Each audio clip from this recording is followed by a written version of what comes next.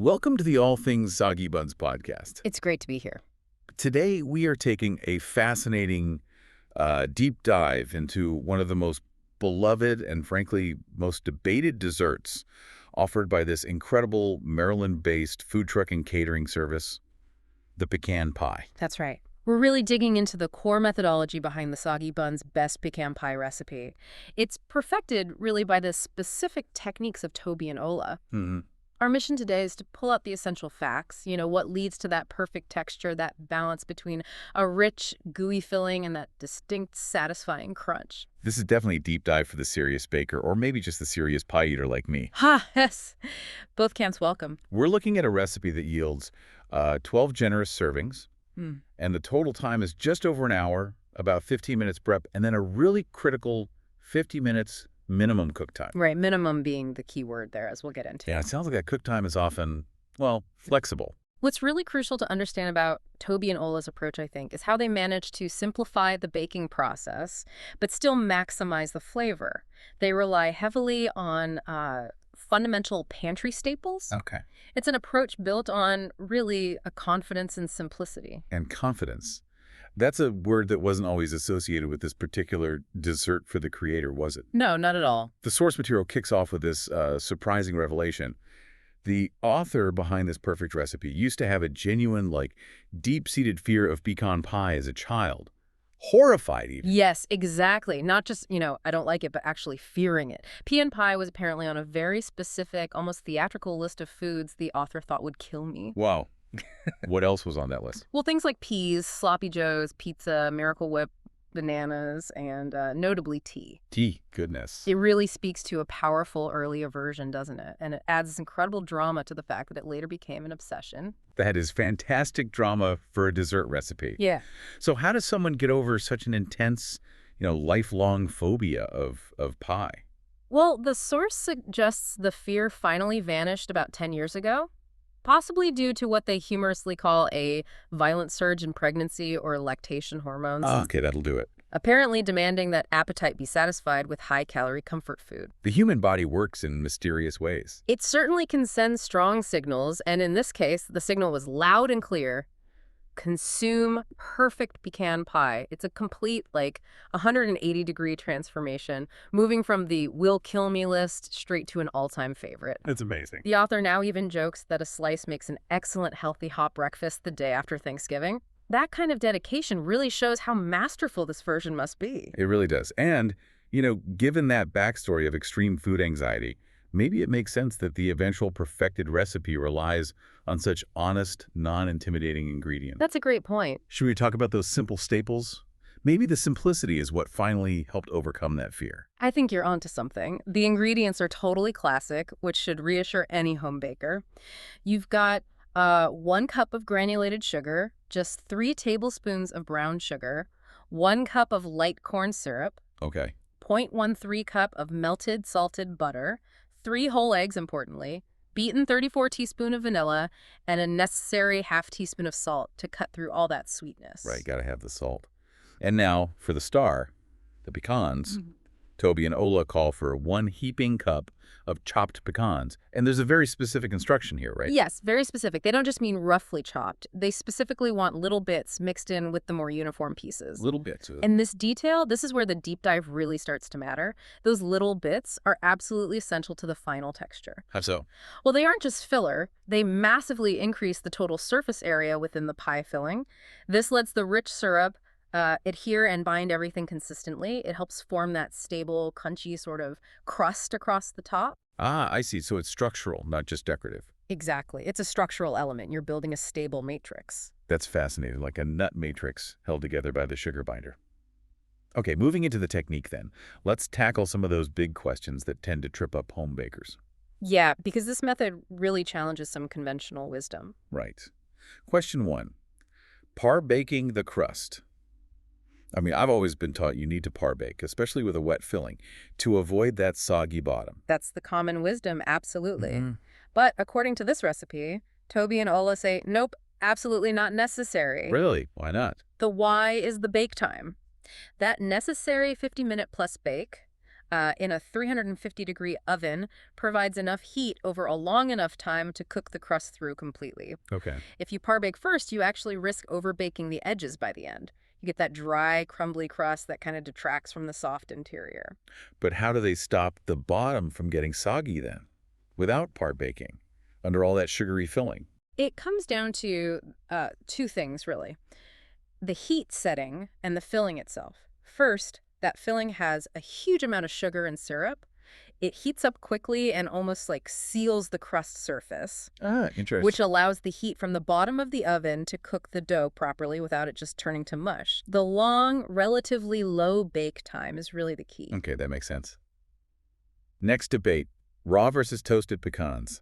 My instinct is always to toast nuts first, for more flavor. Right, but for this recipe, you must use raw pecans. Must. Okay. Yeah, think about the math again. You're baking this thing for nearly an hour, maybe more, at 350 degrees. The pecans will toast perfectly during that baking cycle. Ah, I see. So if you start with If toasted, you start with toasted pecans, it's almost a guarantee they'll burn and get bitter during that long bake. They really need that full time in the oven to properly integrate with the syrup. got it. Raw it is. And finally, the big one, halves versus chopped. Why are they so adamant about rejecting pecan halves? Their preference here is very clear, very strong. They strongly prefer chopped pecans because the smaller pieces settle uniformly across the top. Right. This is what creates that beautiful, crunchy, uniform crust when you slice into the pie. Halves, they argue, are too heavy, too meaty, too much. Huh. Too meaty. I love it. The larger surface area of the halves just seems to disrupt that binding matrix we talked about. You get a less structurally sound slice, and maybe less visually appealing too. The smaller pieces just ensure consistency. Okay, so consistency and structure win out over the classic look of halves. That seems to be the logic. So once the filling, that's the syrup, sugar, salt, butter, eggs, vanilla, is quickly mixed, it's poured right over those chopped pecans in the unbaked pie shell. Yep. And then the bake itself is a careful balancing act. Let's talk about the foil strategy they use. Right, the foil. It's purely for protection, especially for those very exposed crust edges and that top layer of pecans. The pie gets covered lightly with foil for the first 30 minutes of baking. Just lightly. Lightly, yeah, like a loose tent. That barrier prevents everything from browning too quickly. Then you take the foil off for the remaining minimum 20 minutes. That allows the top to properly caramelize and turn that lovely golden brown. Okay. And now, the moment of panic for every baker, Right. the jiggle test. How do we really know if it's cooked through or if we're about to pull out a delicious but ultimately soupy failure? Ah, yes, the jiggle. This brings up an essential point about, well, physics and protein coagulation, really. Okay, Professor. Huh. But the answer to why did my pie turn out soupy is almost always just, you didn't bake it long enough. Simple as that. Pretty much. The key is that jiggle test. When you gently shake the pie, the outer 2 inches or so should look set, firm. The center should only have a slight jiggle. Think like set gelatin, not like a wave pool. Okay, set gelatin, not wave pool. Got Sure. it. So if it's too jiggly, Yeah. that means the egg proteins in the middle haven't fully set to bind the filling? Exactly. They haven't coagulated properly, but there's a recovery process. Don't panic. Good. What do we do? If it's overly jiggly, just gently cover it back up with that foil. That's crucial to stop the top over browning and pop it back in the oven. Bake it for another, say, 15 to 20 minutes. Okay. As the source material notes, baking time can vary wildly. The recipe says 50 minutes, but it could easily take up to 75 minutes depending on your specific oven, your pan. So trust the jiggle, not the timer. Trust the jiggle over the timer every single time. That potential extra time is really the difference between perfection and, well, pecan soup. Pecan soup sounds less appealing. Oh, No. This deep dive into the specific methods Toby and Oli use is just one taste, really, of the amazing comfort food from this Maryland-based food truck and catering service. they really know their stuff. If you want to sample this incredible pie yourself or check out their other fantastic catering options, you should visit soggybuns.com. That's BUNZ.com. Get that perfect crunch delivered right to you. Absolutely. So moving into the final steps. Once you've nailed that perfect set using the jiggle test, there's one more act of patience required. Ah, yes, the cooling. The cooling. Very important. Exactly. Once the pie is perfectly baked, there's this crucial window, isn't there? It determines whether it holds its shape beautifully or just collapses into a puddle of delicious goo when you slice it. This is absolutely the patient's phase. Pecan pie needs to cool completely, like fully to room temperature before you even think about slicing it. How long are we talking? Toby and Ola often recommend making it the night before you plan to serve it. Give it a good 4 to 6 hours at least, or even overnight on the counter, just to let the sugar and egg proteins fully set up and stabilize that filling. So no warm pie. Well, if you try to slice it warm, the filling just hasn't gelled yet, and it will spill out. You can always gently warm individual slices later if you want, but it really sets best when it cools completely first. Okay, patience is key. Yeah. And since we're dealing with eggs and butter here, Yeah. we need to talk about safe storage. This is a critical safety point, Right. especially around holidays when food sits out. Yes, absolutely critical. Because this pie contains eggs, it cannot sit out overnight, period. Once it has cooled down to room temperature, pecan pie needs to be refrigerated. How long can it safely sit out then? Like on a dessert table? Max 2 hours at room temperature. That's the standard food safety guideline. After 2 hours, it needs to go in the fridge. Good to know. So if you prefer that room temperature texture, maybe just pull it out of the fridge about half an hour before serving. Let it take the chill off. Exactly. That works perfectly. And once it's refrigerated, how long does it last? It'll stay good for up to 4 days in the fridge. Just make sure you wrap it really tightly or keep leftovers in an airtight container. You want to keep air and moisture away from that crust. Right, keep it from getting soggy in the fridge. Now, what's really fascinating here, unlike some custard pies, is that Toby and Ola's pecan pie freezes incredibly well. Oh, that's great news. Perfect for making ahead for holidays or events. Absolutely. The trick is, again, let it cool completely first. That's the critical step before freezing. Then wrap it super tightly. They suggest 2 layers of plastic wrap, followed by a final layer of heavy-duty foil. Triple wrapped. That triple wrapping is key to preventing freezer burn. It can freeze flat like that for up to 3 months, then just thaw it overnight in the refrigerator before you want to serve it. Fantastic tip. So we've baked it, set it, stored it, maybe even thawed it perfectly. What are the recommended finishing touches for this exceptionally rich dessert? Well, the consensus seems to be simple elegance. A generous dollop of freshly whipped cream, maybe lightly sweetened, or a good scoop of high-quality vanilla ice cream. Classic. That cool contrast against the warm, nutty pie sounds divine. It really is. And what about drinks? What pairs well? The sources suggest things like a nice hot cup of coffee, or maybe an iced coffee if that's your thing. Cold milk is a classic too. Or, and this is wonderfully ironic given that whole backstory, even a cup of hot tea. Ha! Full circle on the tea phobia. It seems conquering the pecan pie phobia maybe conquered the tea phobia as well. Pecan pie is clearly a phobia slayer. It sounds like it. Now, speaking of indulgence, you have to appreciate the disclaimer Toby and Ola included with the recipe. Oh, this is great.